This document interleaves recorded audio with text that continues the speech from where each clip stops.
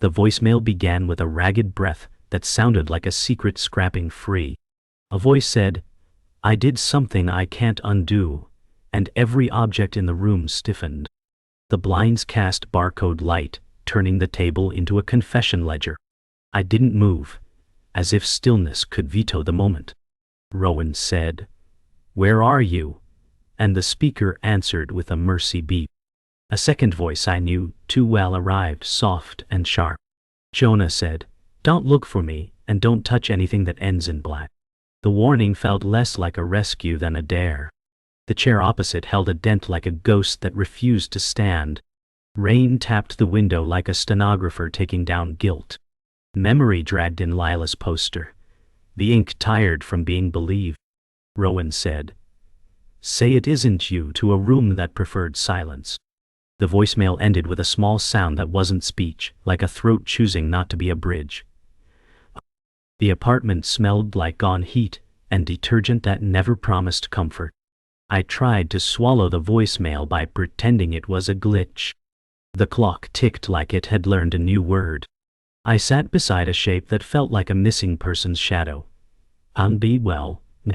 I didn't introduce myself to the grief because it already knew me. The laptop watched me with the patience of a trap. Rowan said, "No," and my fingers woke the machine anyway. The browser opened like a chapel I did not believe in. Lila's poster floated up in my mind with tired corners. Jonah's laugh arrived uninvited, and I resented its ease. Rowan said, "Don't be that person," and then became her. The cursor blinked like a pulse counting down to a decision. I opened email to anchor myself to something ordinary, and failed. A sender named Caretaker sat in bold like an eyelash on a pillow. The subject said "Don't" with a lowercase confidence that chilled me. An attachment waited with the name Door. Black, polite, and wrong.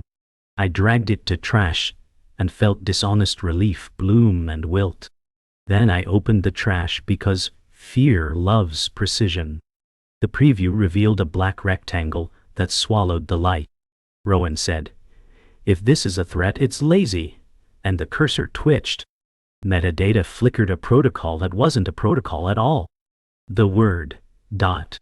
Black hissed like a pilot light in my skull. I tried to close the window and the world stuck for a beat.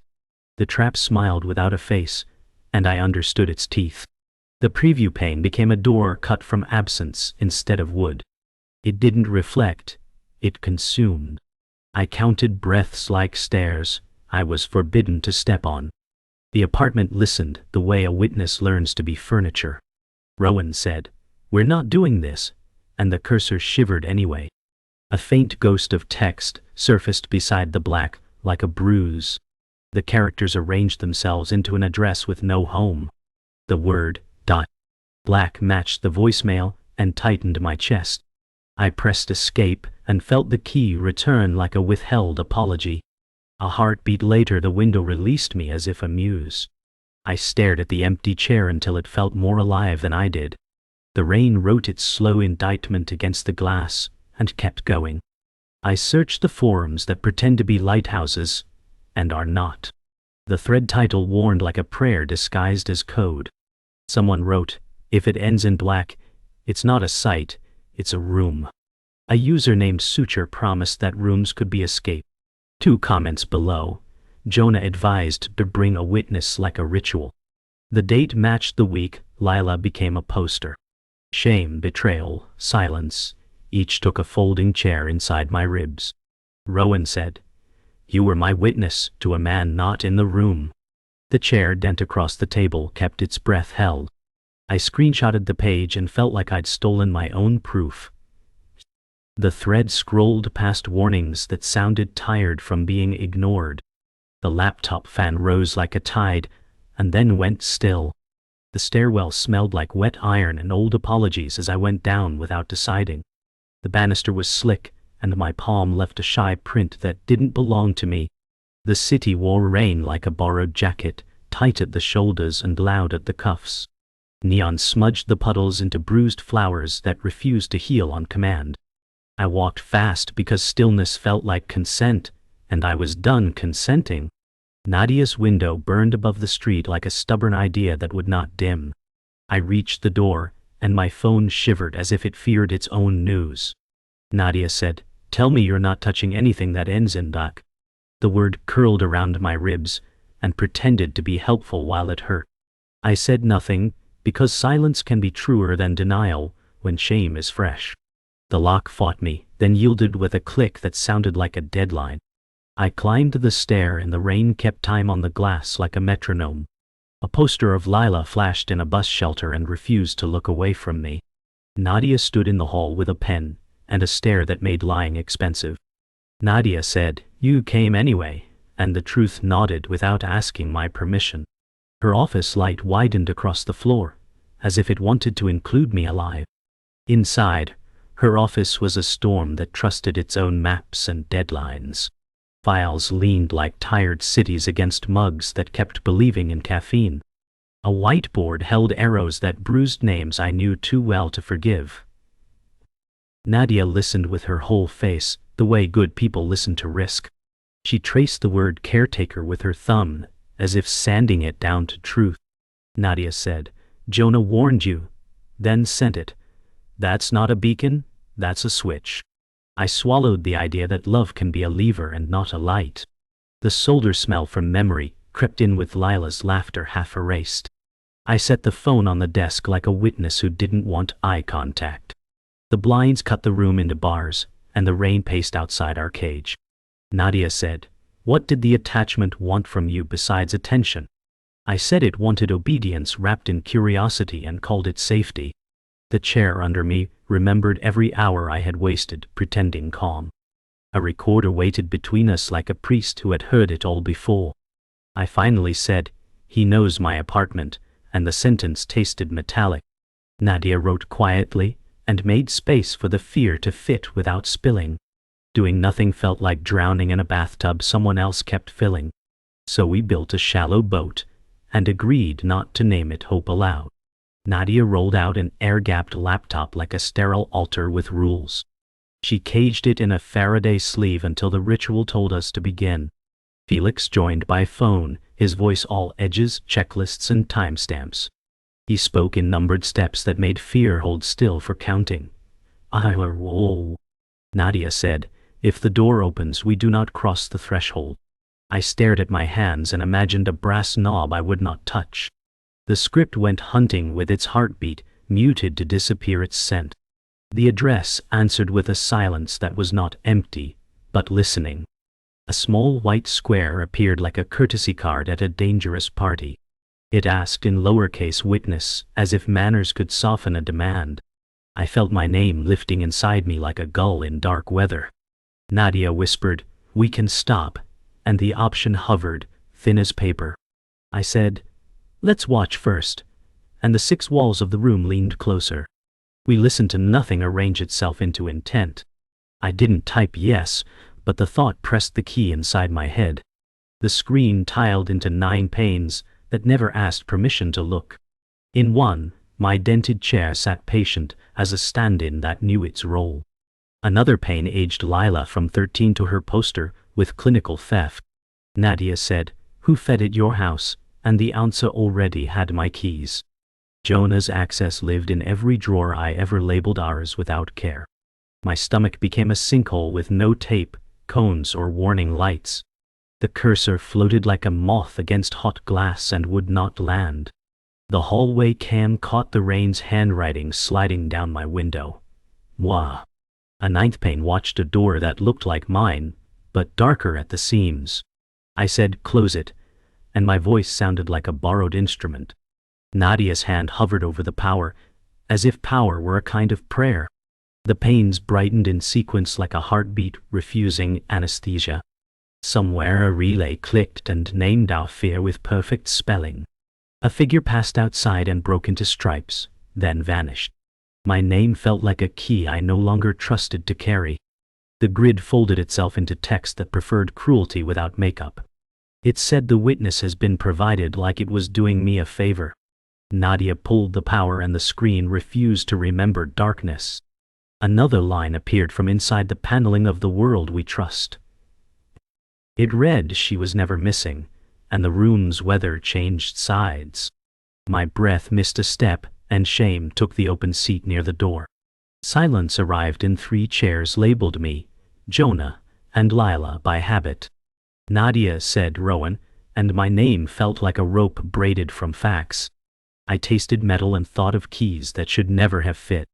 The unplugged display glowed like a lie that decided to be permanent. A siren wandered the street, and could not decide who to rescue. I looked at the blinds and counted stripes to keep my hand steady. The cursor blinked like a polite throat clearing before an execution. I said, "We keep going," and the wall clock ticked once in agreement. The air tasted like pennies and old lightning. Truth arrived late, and charged full price. We paid. Truth arrived late, and without apology, wearing my own handwriting like stolen gloves. The sentence she was never missing opened a drawer, marked "Do Not Touch" inside my chest. I remembered the night the highway sang like sheet metal scraped over stars. Lila asked me to drive, and not to ask questions that would bruise the air between us. The storage facility smelled of wet cardboard and hot dust, humming with orange sodium. She looked 28, and tired and sharper than the new lock we twisted open. Lila said, "I need a place where nothing finds me unless I ask it to." I signed the lease in my name because age pretends to be wisdom when fear is loud. We stacked notebooks, drives, and a corkboard full of threads that refused to be cut. Rowan said, "I can hide you," and Lila said, "Don't hide me, archive me for a while." Her smile looked like flint knocking against itself, bright and unwilling to be warm.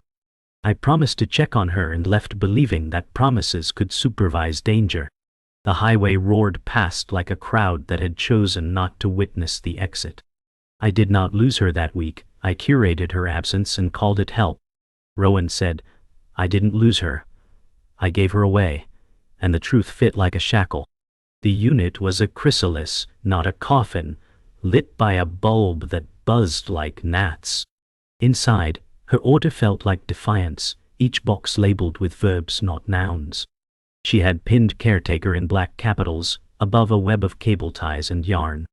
Printouts of code lay like shed skins, edges curled, numbers marching without pity. Lila said, "He makes runes out of guilt and sells maps to people who ache." I asked if she meant Jonah, and she laughed without joy, then steadied herself. Lila said, "No one is who they claim when doors are for sale." I filed that under melodrama the way you mislabel a grenade, because it is tidy. She showed me a drive that hummed like a trapped bee, and called it insurance. Rowan said, "I will check tomorrow," and the word tomorrow tried to look brave.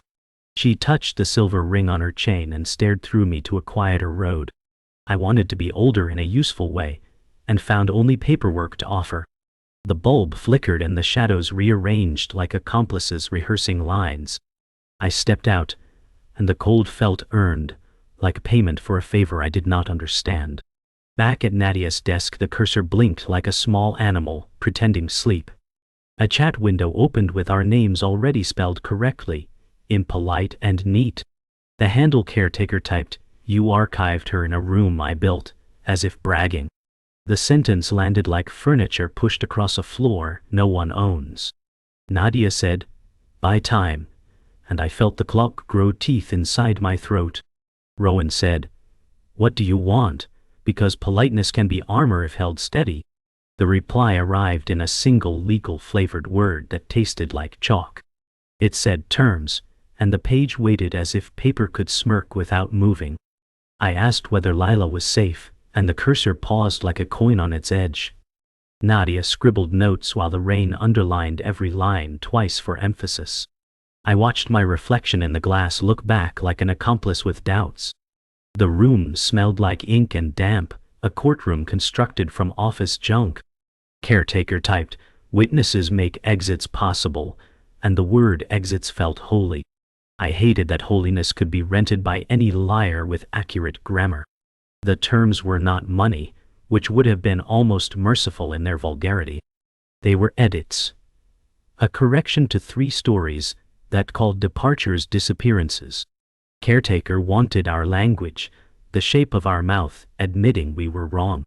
Nadia said, he is buying definitions and reselling them as mercy, and wrote dates. I asked what happens if we refuse, and the answer arrived as a photograph.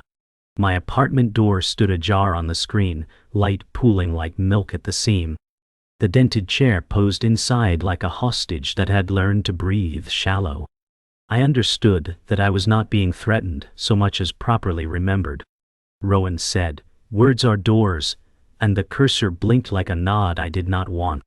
Nadia's pen stopped moving, because stillness sometimes listens better than ink. Caretaker typed, "Correct, and the hinge will consider you," as if hinges could judge. The idea of a hinge inside a black seam made my palms sting with heat. I pictured Lila hearing us revise the world and wondering what that cost. The rain eased, and the street offered us a silence shaped like agreement. I told Nadia about the storage unit because secrets mold in damp air and spread. We drove with the heater hissing, headlights combing rain like fingers through hair. The corridor of roll-up doors sounded like a throat clearing for bad news. My key turned and met a hollow that felt rehearsed, polite, and devastating. The boxes were gone, the corkboard gone, even the smell replaced with blankness. On the concrete a single page curled like a leaf that had survived a fire. It read, "Rooms can be escaped," in type that looked borrowed from warning labels. Nadia said, or moved, and the echo made the steel ribs buzz with afterthought. I knelt and the cold climbed my knees with the confidence of a landlord. Rowan said, "Lila, forgive me," to air that carried dust like tiny witnesses. A distant door banged and returned to stillness as if embarrassed to intrude. I folded the page and felt it resist, as if paper believed in staying true. The padlock swung light and absurd, a jaw laughing without a tongue. We left footprints that shone and then faded, like a claim the floor declined. We set a second witness because the first had been eaten clean. Nadia called Felix, a reporter who carried paranoia like a badge, crisp and earned.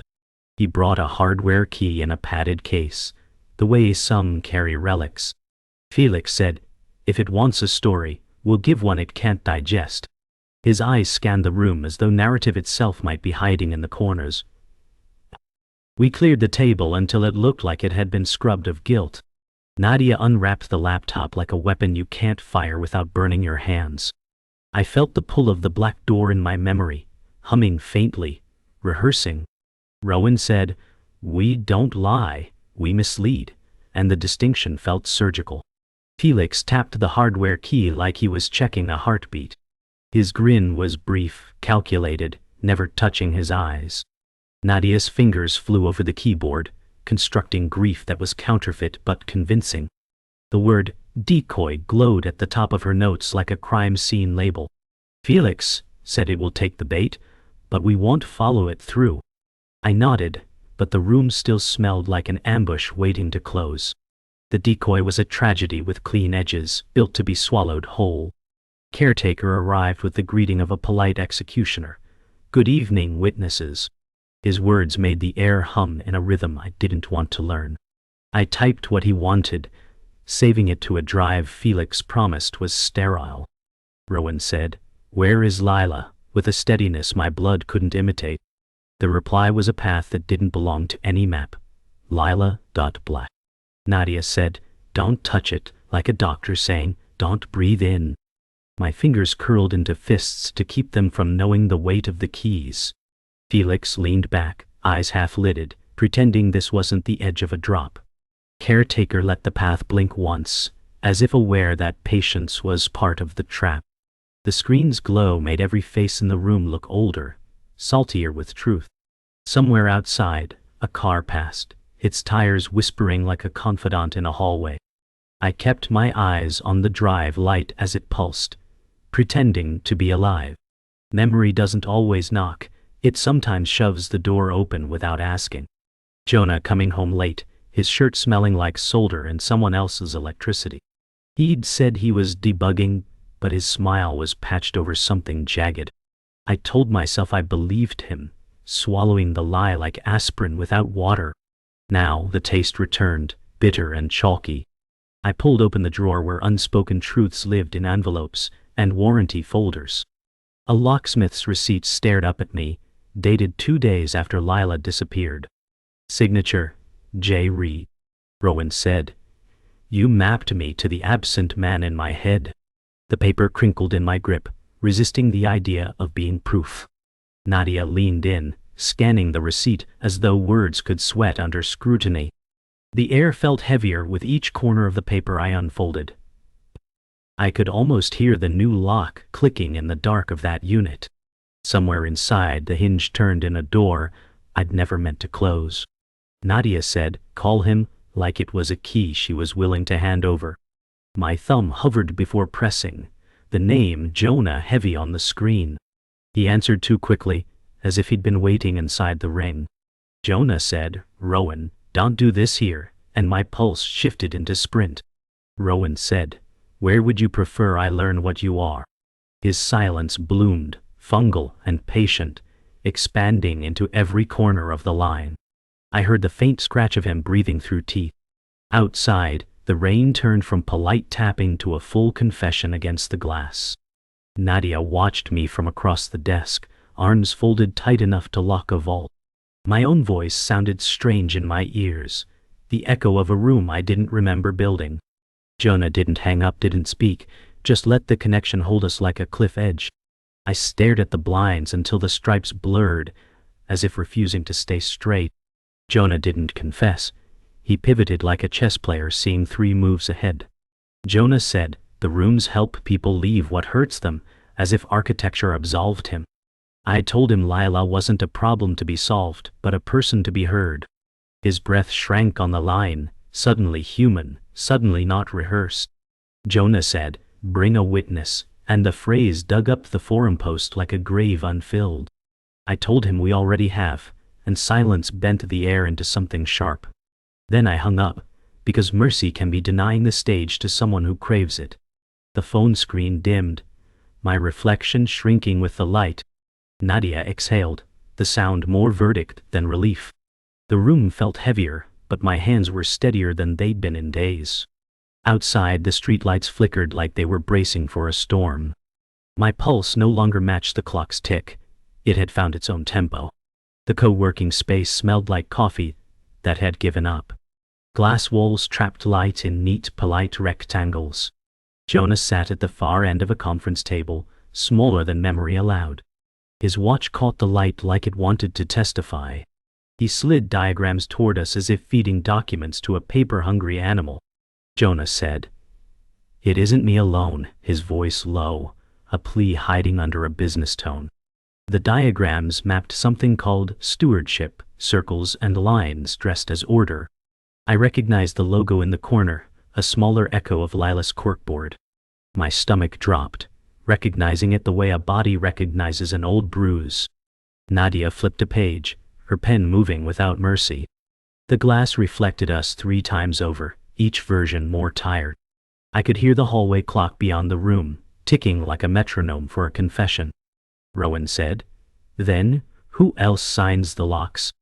Jonah looked at the table as if it might lie for him. The diagrams trembled slightly under the hum of the air vent. I pressed my palm against the smooth surface, grounding myself in something that wasn't his voice. Jonah talked like he was reading from a manual on how to justify cages. He said caretaker wasn't a person but a role, passed to whoever could balance mercy and revenue. The word revenue curled in the air like cigarette smoke. He described black as an overlay, a handshake between absence and the willing. Consent, he said, over and over, until the word felt hollow and hard. Rowan said, "Did Lila consent to being erased?" Her voice cut the room clean in half. Jonah's gaze fell to the table's seam as if he'd found a more loyal listener. Nadia's pen scratched without looking up, recording every inflection. Outside the glass, muted silhouettes moved past like uninterested ghosts. Jonah tapped the paper once, maybe to steady himself, maybe to punctuate a lie. The hum of the AC felt louder than the truth he wasn't saying. My hands stayed flat against my knees to keep from reaching for the diagrams. The air was too still, the kind that makes a cough feel like a shout. The sentence came quiet, but landed like a crack through glass. I didn't lose her. I gave her away. The co-working space seemed to inhale. Every hum and shuffle paused. My mouth tasted metallic, like I'd bitten a coin. Jonah's face didn't change enough to fit the weight of the words. Nadia said to whom? And he answered to herself, with the confidence of a man selling a locked door as sanctuary. I hated how much of me wanted to believe him, if only to stop the ache. The diagrams sat between us like crime scene photos disguised as design work. Outside, the muted city kept moving, immune to what had just shifted. My pulse was loud in my ears, drowning the steady tick of the hall clock. Jonah's hands were folded now, neat as a prayer he didn't mean. I pressed my fingertips into the underside of the table, feeling the grain bite back. Rowan said, "You made the room too strong to leave," and his eyes slid away, a man avoiding his own shadow. He said Lila had asked for a strong archive, one that would keep her from returning to old harms. I imagined him sealing the door with both hands, proud of the permanence. Rowan said, "You built a room out of my guilt," and Jonah replied, "You brought the materials." The words were clean, but they cut like serrated steel.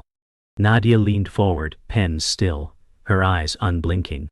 Jonah claimed there were safeguards even he didn't control, like a lifeguard counting heads instead of names. The sketch he drew was a box with no hinges, just a seam you could pretend was a door. My stomach turned at the thought of Lila pressing her hands to that seam, waiting. The table between us felt thinner than it had any right to. Jonah tapped the paper once, sealing the image in our minds. The hum of the lights made the whole room feel like it was underwater. The only key Jonah could offer wasn't a password, but a time, midnight. At that moment, the system would admit edits for exactly 1 minute to correct misfilings. Jonah said, "If you believe she was misfiled, you can petition." The word petition made my hands cold. Nadia said it's a trap, and I answered, "So is grief." The clock on the wall felt suddenly closer, like it was leaning in to listen. The air between us thinned to the weight of a single choice. Outside, headlights brushed the glass like hands testing for cracks. My phone was already in my palm, the reminder screen ready. Rowan said, "If this works, we're rewriting more than one story." Jonah's eyes didn't agree or disagree, they just held the time steady. I set the alert, thumb hovering before pressing save. The sound of the confirmation chime was too bright for the room it landed in. We prepared the room like a trial. No one would survive without scars. 2 air-gapped laptops sat apart, their screens black and patient. The wall clock, analog and smug, swore it couldn't lie. Felix joined by video, his face grainy on the blinds like a projected ghost. Nadia laid out cables in neat surgical lines, her fingers tapping like a drummer before a cue. The hum of the heater was the only sound, but it felt like something breathing too close. I kept my chair angled toward the clock, because midnight was a predator and I wanted to watch its eyes. At 23:59, the second hand's tick was louder than my pulse. Nadia said, "We ask for her voice," and the words lodged between my ribs. I nodded, because anything less than hearing Lila would feel like cowardice. The minute opened ahead like a trapdoor, and we were already standing on it. Felix's voice came through the speaker, low and steady, witnesses ready. I tasted metal, like the air itself had been locked in with us. The petition wasn't legalese, it was memory, pressed into keystrokes. I described the night at the storage unit, the notebooks, the laugh that made rules nervous. The system asked, "Witness," in a font so small it felt ashamed. My fingers typed Lila Vale before I could consider why my own name followed. Rowan Vale, as if writing it meant I'd stopped being a spectator. Nadia's hand landed on my shoulder, grounding me like a pin on a map. The cursor blinked twice before the screen became the black door again. It was darker than I remembered, as if it had been absorbing light since last time. From behind it came a waveform that I recognized in my bones before my ears did. Felix whispered, "She's here," and the second hand on the clock kept running like we hadn't changed everything yet. I leaned closer, afraid the voice might dissolve if I breathed too hard. Lila's voice came flat but alive, like it had been ironed to fit the channel. She said, "You archived me because I asked you to," and mercy slid under my skin. Then he sealed it stronger than I meant, and the blame split evenly between Jonah and me. I told her I came to take her home, but she said, "Home isn't only a place. Sometimes it's an absence you survive." Nadia asked, "Do you want extraction?" And the pause that followed was heavier than the question. Lila said, "I want the door to be a door, not a seam." Her tone wasn't pleading. It was architectural, designing her own escape. Felix murmured something about the clock, but I barely heard him. The voice wavered once, like it had to push through weather on the line. I realized this was the first time in months I'd been certain she was breathing. We told the system to hinge the seam for one person, one truth. Caretaker's name appeared like a watermark blooming in rain. Terms. Felix said, "Offer the decoy," and we slid it forward, a fake correction sewn from counterfeit grief. The reply, "The correction must be sincere." I read it as the correction must be ruinous. Rowan said, "We'll attach our names," and Nadia echoed, "We will." The room tightened, air pulling against our lungs. My hands typed the draft, each keystroke heavier than the last. Felix's voice was tinny through the projector, reminding us how little time we had. Caretaker paused, then the black door pulsed faintly, like a throat preparing to speak. Outside, the rain came back without warning, drumming its approval or warning. We couldn't tell which. At 0043, the correction went live, a public wound with both our names stitched into it.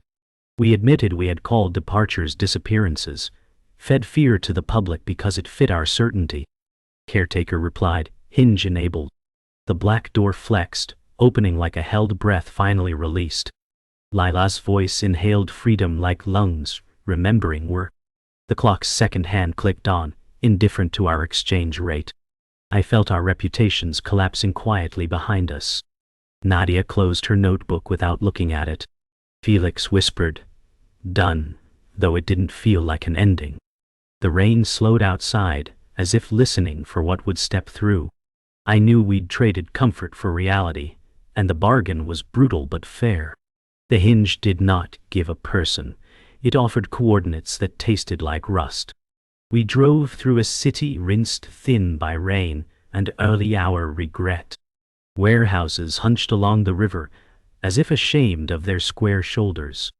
Nadia said, "We're on the record," and the words fogged the windshield. I said, "We're past records," and killed the headlights before the gate. The chain link sighed when we lifted it, a tired throat clearing to let us in. Pulse kept our steps honest by repeating them back inverted. A lock waited on a side door, intelligent enough to require both steel and nerve. The building smelled like old shipping labels and the last breath of storms. Rowan said, "If she isn't here, I still needed to come anyway." The dark inside felt curated, like a museum of second chances. Nadia raised the cutter, and the padlock looked up as if it knew our names. Inside, the vastness had been taught to behave, partitioned into gentle grids. Cots stood like careful sentences that refused to overstate salvation. A bulletin board offered names that weren't names. "I'm not ready, I'm safe." An older woman at a folding desk looked up with practiced welcome and refusal. She said, "We host doors," as if that settled more than it opened. Nadia said, "We're here for Lila," and laid her press badge down like a wager. The woman's gaze softened, then found its bones again behind the eyes. I understood the horror of benevolence that owes no one an account. Rowan said, "We cut a hinge." The woman nodded as if we had shown a blood type. She gestured toward a curtain and said, "If she wants, she will step through." The partitions rustled as if wind had learned to speak softly. Lila stepped from behind a curtain the way dawn negotiates with night. She looked thinner, truer, 28 years arranged without apology. The necklace was gone, but the steadiness in her eyes held fast. Lila said, "You found the hinge," and her voice wore no makeup. I said, "You built it." And the answer loosened something mean inside me.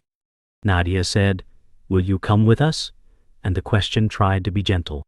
Lila glanced at the bulletin board, like it might remind her of a promise. She looked back and smiled, the kind that counts the cost out loud. "I'll," Rowan said. "I can drive anywhere you ask and wait as long as needed." The room held its breath, doors and seams listening for a verdict. Lila took one step closer, and the floor remembered our names.